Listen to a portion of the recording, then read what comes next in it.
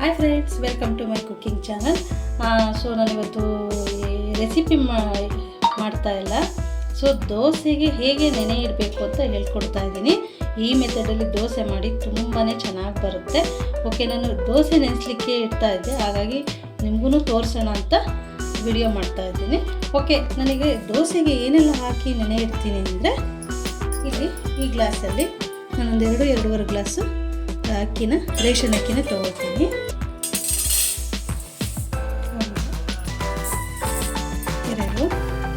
So 2.5 glass ಅಕ್ಕಿನ ತೊಗೊಂಡಿದ್ದೀನಿ.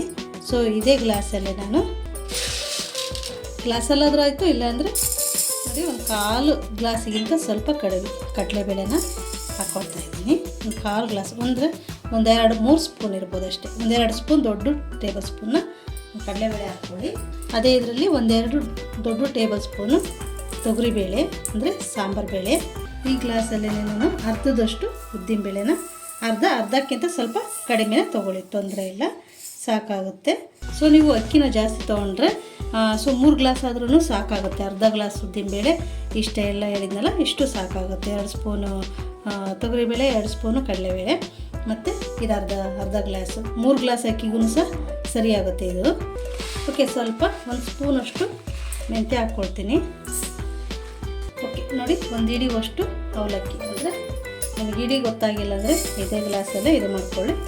ಅರ್ಧ ಗ್ಲಾಸು ಅವಲಕ್ಕಿ ನೋಡಿ, ಇಷ್ಟು ಹಾಕ್ಬಿಟ್ಟು ಚೆನ್ನಾಗಿ ತೊಳೆದು ಒಂದು 5 ಅವರ್ 6 ಅವರ್ ನೆನೆಸ್ಬಿಟ್ರೆ, ಒಂದು 5-6 ಗಂಟೆ ನೆನೆಸ್ಬಿಟ್ರೆ ತುಂಬಾ ಚೆನ್ನಾಗಿ ಬರುತ್ತೆ ದೋಸೆ. ತುಂಬ ಟೇಸ್ಟಿಯಾಗಿರುತ್ತೆ ದೋಸೆ. ಈ ಮೆಥಡಲ್ಲಿ ಮಾಡಿ ತುಂಬಾ ಇಷ್ಟಪಡ್ತೀರಾ. ನಾನಿಲ್ಲಿ ಡಿಪೋ ಅಕ್ಕಿನೇ ತೊಗೊಂಡಿದ್ದೀನಿ, ರೇಷನ್ ಅಕ್ಕಿನ ತೊಗೊಂಡಿದ್ದೀನಿ. ಸೊ ನೀವು ದೋಸೆಗೆ ಸಿಗುತ್ತಲ್ಲ ಆ ಅಕ್ಕಿ ಯೂಸ್ ಮಾಡಿದ್ರೂ ತೊಂದರೆ ಇಲ್ಲ. ಓಕೆ, ಇದನ್ನು ವಾಶ್ ಮಾಡ್ಕೊಂಡ್ಬರ್ತೀನಿ. ಈ ಥರ ಮಿಕ್ಸ್ ಮಾಡಿ ಚೆನ್ನಾಗಿ ತೊಳೆದ್ಬಿಟ್ಟು ಒಂದರಲ್ಲೇ ನಾನು ನೆನೆ ಇಡ್ತಿದ್ದೀನಿ. ಚೆನ್ನಾಗಿ ವಾಶ್ ಮಾಡಿ ನೆನೆಸೋಣ ಇದನ್ನು. ಓಕೆ ಫ್ರೆಂಡ್ಸ್, ಅಕ್ಕಿನ ಒಂದು 4-5 ಟೈಮು ಇದನ್ನು ತೊಳೆದಿದ್ದೀನಿ. ನೋಡಿ, ತೊಳೆದು ನೆನೆ ಇಡ್ತಿದ್ದೀನಿ. ಒಂದು 5-6 ಅವರು ನೆನ್ಕೊಡ್ಲಿ ಚೆನ್ನಾಗಿ. ದೋಸೆ ತುಂಬಾ ಚೆನ್ನಾಗಿ ಬರುತ್ತೆ. ಈವ್ನಿಂಗು ಇದನ್ನು ರುಬ್ಬಿಡ್ಲಿಕ್ಕೆ ನಾನು ನಾಳೆ ಬೆಳಗ್ಗೆ ಬ್ರೇಕ್ಫಾಸ್ಟಿಗೆ ನೆನೆ ಇಡ್ತಾ ಇದ್ದೀನಿ. ಸೊ ನೀವು ಇದನ್ನು ಸಂಜೆ ಹಿಂಗೆ ರುಬ್ಬಿಟ್ರೆ ಬೆಳಗ್ಗೆಗೆ ತಿಂಡಿಗೆಲ್ಲ ಆಗುತ್ತೆ, ಬಾಕ್ಸಿಗೆ ಕಟ್ಟಲಿಕ್ಕೂ ಆಗುತ್ತೆ. ತುಂಬ ಚೆನ್ನಾಗಿರುತ್ತೆ. ಇದರಲ್ಲಿ ಸೆಟ್ ದೋಸೆನೂ ಮಾಡ್ಕೋಬೋದು, ನಾರ್ಮಲ್ ದೋಸೆನೂ ಮಾಡ್ಕೋಬೋದು, ಮತ್ತು ಮಸಾಲೆ ದೋಸೆನೂ ಸಹ ಮಾಡ್ಬೋದು. ಅಷ್ಟು ಚೆನ್ನಾಗಿರುತ್ತೆ. ಓಕೆ, ನಾನು ನಿಮಗೆ ನಾಳೆ ತೋರಿಸ್ತೀನಿ. ನಿಮಗೆ ಬೆಳಗ್ಗೆ ಮಾಡುವಾಗ ನೆನ್ಕೊಂಡ್ಲಿ, ನೆಕ್ಸ್ಟ್ ನಾನು ರುಬ್ಬುವಾಗ ತೋರಿಸ್ತೀನಿ ಹೇಗೆ ರುಬ್ಬಬೇಕು ಅಂತ.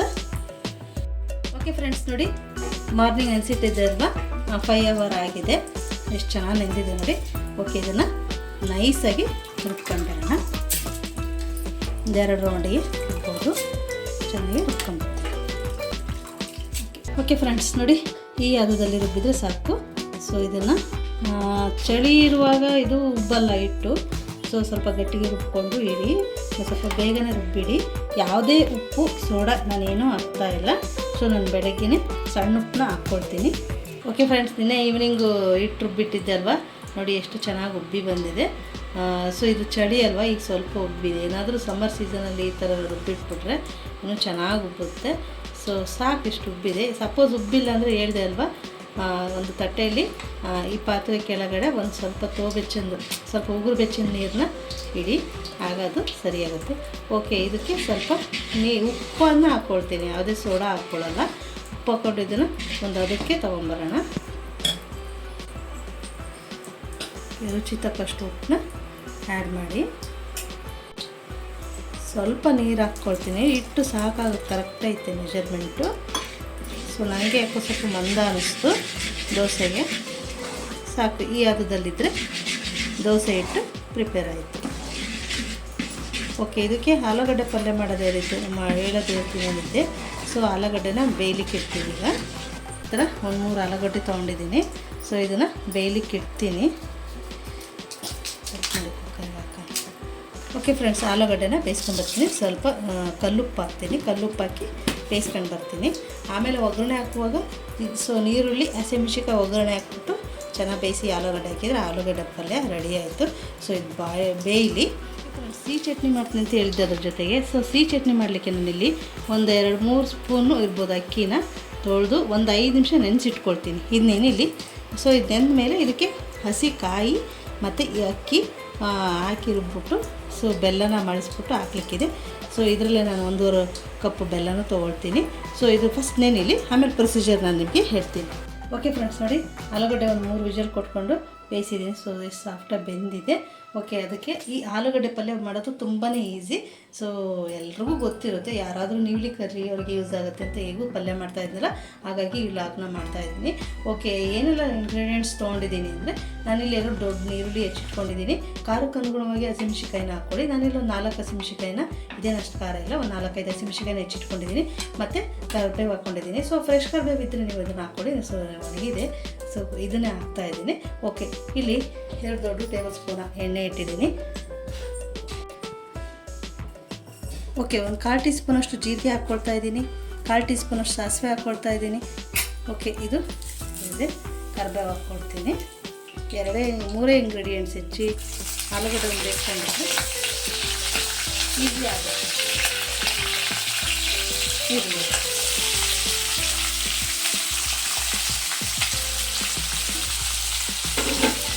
ಇದು ಚೆನ್ನಾಗಿ ಫ್ರೈ ಆಗಿ.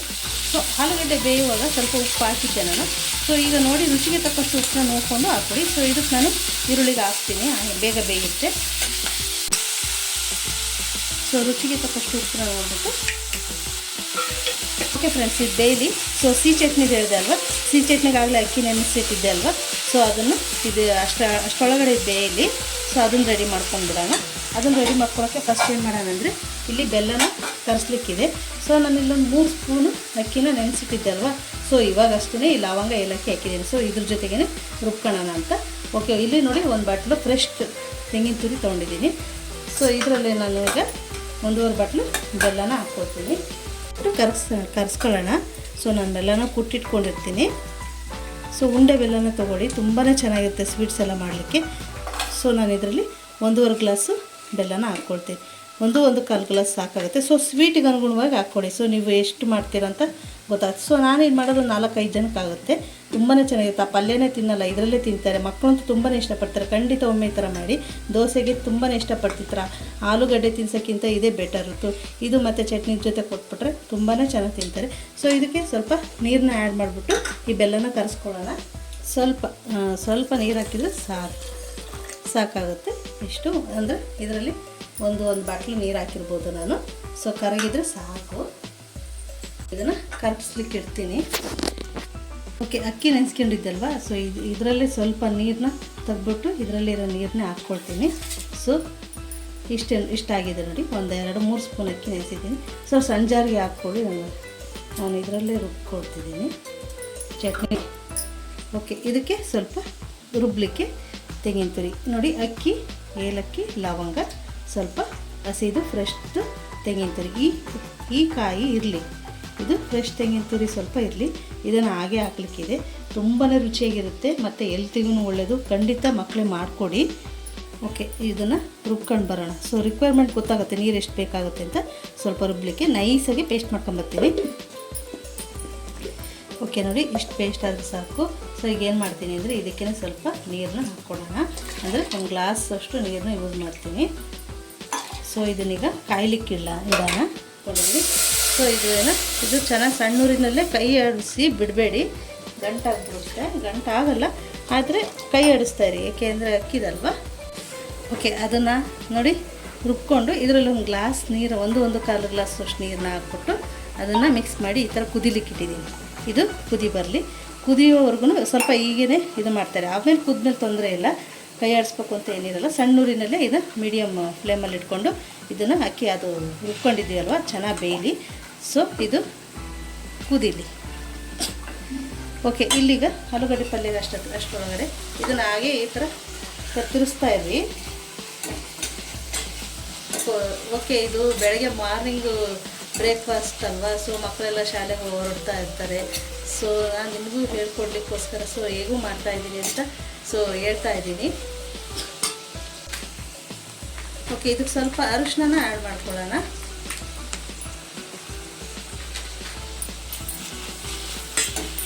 ಎಷ್ಟು ಬೇಗ ರೆಡಿ ಆಯಿತು ನೋಡಿ ಆಲೂಗಡ್ಡೆ ಪಲ್ಯ. ನೀರುಳ್ಳಿ ಒಂದು ಬೇಯಿಸ್ಬಿಟ್ರೆ, ಹಾಗೆ ಒಂದು ಆಲೂಗಡ್ಡೆ ಒಂದು ಬೇಯಿಸಿಟ್ಕೊಂಡ್ಬಿಟ್ರೆ 4 ಇಂಗ್ರೀಡಿಯೆಂಟ್ಸ್ ಅಷ್ಟೇ. ಇದಕ್ಕೆ ತುಂಬಾ ಚೆನ್ನಾಗಿರುತ್ತೆ, ಬೇಗನೆ ಮಾಡ್ಕೊಂಡು ಬಿಡ್ಬೋದು. ಓಕೆ, ಅದನ್ನು ಸ್ವಲ್ಪ ಬಾಯ್ಲ್ಡ್ ಆಗಲಿ ನೋಡಿ. ಇದನ್ನು ಬಿಟ್ವಿ ಅಂದರೆ ಈ ಥರ ಗಟ್ಟಿಯಾಗೋಕ್ಕೆ ಸ್ಟಾರ್ಟ್ ಆಗಿಬಿಡುತ್ತೆ. ಸೊ ಇದನ್ನು ಕೈ ಆಡಿಸ್ತಾ ಇರಿ. ಇದು ಕುದೀತಾ ಗಟ್ಟಿಯಾಗುತ್ತೆ. ಸಪೋಸ್ ನಿಮಗೆ ಗಟ್ಟಿ ಆಯ್ತು ಅಂದರೆ ಈಗ ಬೆಲ್ಲದ ನೀರೆಲ್ಲ ಹಾಕ್ತೀವಲ್ವ, ಸೊ ಸರಿಯಾಗುತ್ತೆ. ಅಲ್ಲಿಗೆ ಒಂದೂವರೆ ಬೌಲ್ ನೀರು ಹಾಕ್ಬಿಟ್ಟು ಬೇಯಲಿಕ್ಕೆ ಇಟ್ಟಿದ್ದೆ ಅಲ್ವ ಬೆಲ್ಲನ. ಓಕೆ, ಇದು ನೋಡಿ ಈ ಥರ ಗಟ್ಟಿಯಾಗಿ ಹಾಕ್ಕೊಂಡಿದ್ದೆ. ಈಗ ನಾನು ಏನು ಮಾಡ್ತೀನಿ ಅಂದರೆ ಆ ಬೆಲ್ಲದ ನೀರನ್ನು ಇದಕ್ಕೆ ಸೋಸ್ಕೊಳ್ತೀನಿ.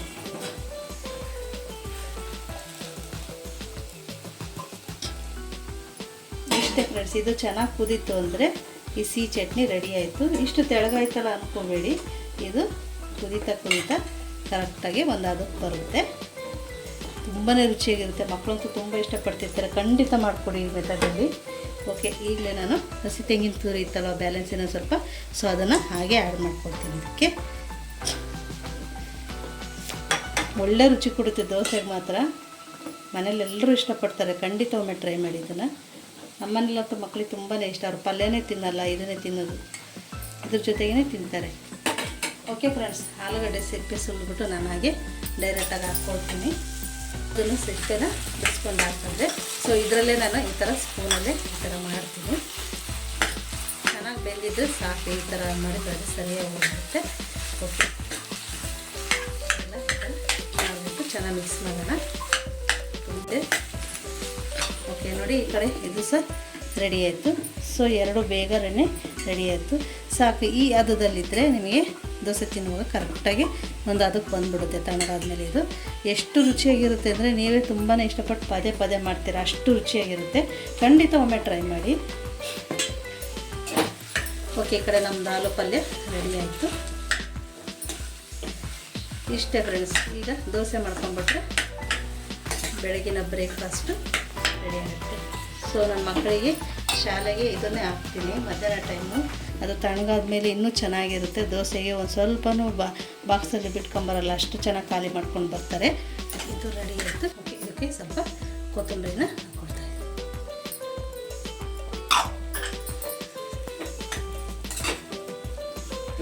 ಓಕೆ ಫ್ರೆಂಡ್ಸ್, ನೋಡಿ ಆಲೂ ಪಲ್ಯ ರೆಡಿ ಆಯಿತು. ಓಕೆ, ಇದನ್ನು ಹಾಕ್ಬಿಡೋಣ. ಇದು ಆಯಿತು. ಸೊ ಈಗ ನೆಕ್ಸ್ಟು ಏನು ಮಾಡೋಣ, ದೋಸೆ ಮಾಡ್ಕೊಳ್ಳೋಣ. ಬೆಲ್ಲದ ನೀರು ಮತ್ತು ಹಸಿ ಕಾಯಿ ಹಾಕ್ತಿರಲ್ವ, ಸೊ ಚೆನ್ನಾಗಿ ಕುದಿ ಬರಬೇಕು. ಕುದಿಸಿ ಚೆನ್ನಾಗಿ ಅದು ಕುದಿ ಬಂದಮೇಲೆ ಫ್ಲೇಮ್ನ ಆಫ್ ಮಾಡಿಬಿಡಿ. ಈ ಥರ ಕುದಿ ಬರ್ತಾ ಇರಬೇಕು. ಇವಾಗೇನು ಗಂಟು ಬೀಳಲ್ಲ ಕುದಿಯುವಾಗ, ಬೆಲ್ಲದ ನೀರು ಹಾಕಿದ ತಕ್ಷಣ. ಸೊ ಮುಂಚೆ ಹಾಕಿದಾಗ ನೀವು ಅದನ್ನು ಕೈ ಆಡಿಸ್ತೀನಿ. ನೋಡಿ ಎಷ್ಟು ಚೆನ್ನಾಗಿ ಬಂತು. ಈ ಹದದಲ್ಲಿದ್ದರೆ ಸಾಕು. ಪ್ರಿಪೇರ್ ಆಯಿತು ನಮ್ಮದು ದೋಸೆಗೆ ಸಿಹಿ ಚಟ್ನಿ. ಫ್ರೆಶ್ ತೆಂಗಿನ ತುರಿ ಹಾಕ್ಕೊಳ್ಳಿ, ತುಂಬಾ ಚೆನ್ನಾಗಿ ಬರುತ್ತೆ. ಇದು ಪ್ರಿಪೇರ್ ಆಯಿತು. ಹಂಚು ಕಾದಿದೆ. ಸೊ ಈಗ ದೋಸೆನ ಹಿಟ್ಟನ್ನ ಹದ ಮಾಡಿದ್ದೆ ಅಲ್ವಾ, ಸೊ ದೋಸೆನ ಹಾಕ್ತೀನಿ. ಇನ್ನೊಂದು ಸಲ ಹಾಕುವಾಗ ಚೆನ್ನಾಗಿ ಮಿಕ್ಸ್ ಮಾಡ್ಕೊಳ್ಳಿ. ಸೊ ನಿಮಗೆ ಯಾವ ಸೈಜಿಗೆ ಬೇಕೋ ಆ ಸೈಜ್ಗೆ ದೋಸೆ ಮಾಡ್ಕೊಳ್ಳಿ.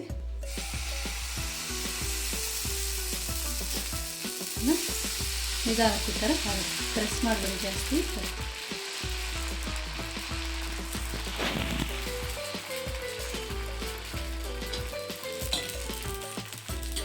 ಎಣ್ಣೆ ಬೆಣ್ಣೆ ತುಪ್ಪ ಏನಾದ್ರು ಇದ್ದರೆ ಸೈಡಲ್ಲಿ ಈ ಥರ ಹಾಕ್ಕೊಳ್ಳಿ. ಸಾಕಾಗುತ್ತೆ. ಓಕೆ ಫ್ರೆಂಡ್ಸ್, ನೋಡಿ ದೋಸೆ ಎಷ್ಟು ಚೆನ್ನಾಗಿ ಬಂತು. ಸೊ ನೀವು ಇದನ್ನು ಮಸಾಲೆ ದೋಸೆ ಥರನೂ ಸಹ ಮಾಡ್ಕೋಬೋದು. ಸೊ ನಾನಿಲ್ಲಿ ನಾರ್ಮಲ್ ದೋಸೆನೂ ಮಾಡ್ಕೊಳ್ತೀನಿ.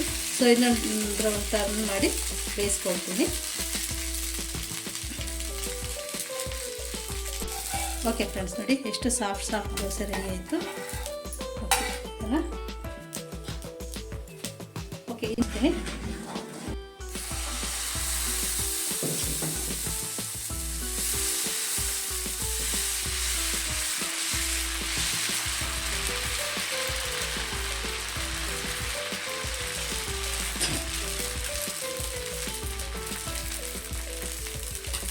ಮೀಡಿಯಮ್ ಊರಿನಲ್ಲೇ ಬೇಯಿಸ್ಕೊಳ್ಳಿ, ಚೆನ್ನಾಗಿ ಬೇಯುತ್ತೆ.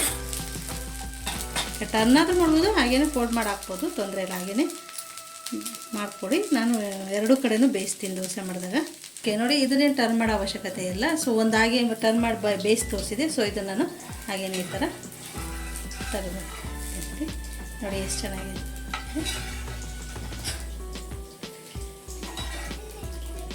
ನೋಡಿ ಎಷ್ಟು ಚೆನ್ನಾಗಿ ಬಂತು. ಓಕೆ ಫ್ರೆಂಡ್ಸ್, ನೋಡಿ ಬಿಸಿ ಬಿಸಿ ದೋಸೆ ರೆಡಿ ಆಯಿತು. ನೋಡಿ ಫ್ರೆಂಡ್ಸ್, ಸಿಹಿ ಚಟ್ನಿ ಮತ್ತು ಆಲೂಗಡ್ಡೆ ಪಲ್ಯ ಮತ್ತು ದೋಸೆ ರೆಡಿ ಆಯಿತು. ಖಂಡಿತ ಒಮ್ಮೆ ಬೆಳಗ್ಗೆ ಬ್ರೇಕ್ಫಾಸ್ಟಿಗೆ ಇದು ಮಾಡಿ, ತುಂಬಾ ಇಷ್ಟಪಡ್ತಾರೆ ಮನೆಯಲ್ಲೆಲ್ಲ. ಸೊ ಹೇಗೆ ಬಂತು ಅಂತ ನನಗೆ ಕಾಮೆಂಟ್ ಮಾಡಿ, ಲೈಕ್ ಮಾಡಿ, ಶೇರ್ ಮಾಡಿ. ಹೊಸದಾಗಿ ಯಾರೆಲ್ಲ ನಮ್ಮ ಚಾನಲ್ ನೋಡ್ತಾ ಇದ್ದಾರೆ ಪ್ಲೀಸ್ ಸಬ್ಸ್ಕ್ರೈಬ್ ಮಾಡಿ. ಮತ್ತು ಡಿಸ್ಕ್ರಿಪ್ಷನ್ಸಲ್ಲಿ ಹೊಸ ಹೊಸ ರೆಸಿಪೀಸ್ ಬರ್ತಾ ಇರುತ್ತೆ, ಖಂಡಿತ ನೋಡಿ ಒಮ್ಮೆ ಟ್ರೈ ಮಾಡಿ. ಮತ್ತು ಹೇಗೆ ಬಂತು ಅಂತ ನನಗೆ ಕಾಮೆಂಟ್ ಮಾಡಿ. ಮತ್ತು ನೆಕ್ಸ್ಟ್ ರೆಸಿಪಿಗೆ ನಾನು ನಿಮ್ಮನ್ನು ಭೇಟಿ ಆಗ್ತೀನಿ. ಅಲ್ಲಿವರೆಗೂ ಬಾಯ್.